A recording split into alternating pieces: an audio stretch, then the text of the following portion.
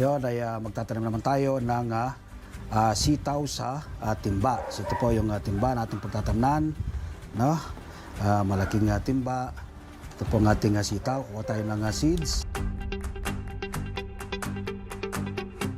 Mixture po ng ating lupa ay 60% buwagag na lupa, 20% ay vermicast at another 20% ay carbonized rice hull. So ilagay nyo po sila ng iwa-iwalay na ganyan.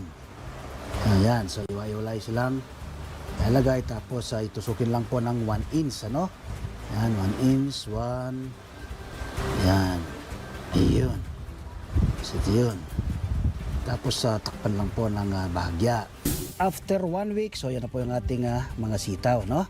Tumubo rin po lahat. Yan, maganda po, mataas po yung germination ng ating mga seeds. Isa, ito, 2, 3, 4.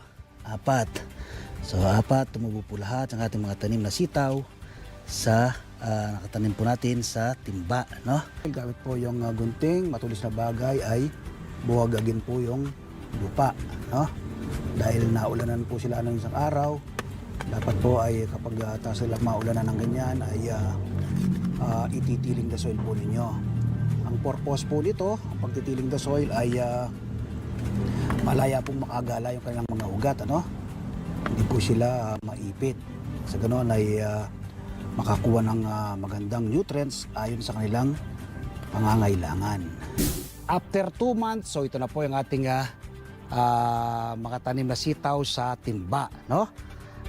Hitik na po yung bunga at pwede ka nang humarbes. So yan po, tingnan nyo po yung mga bunga, oh. Yan po yung mga bunga, kita nyo po.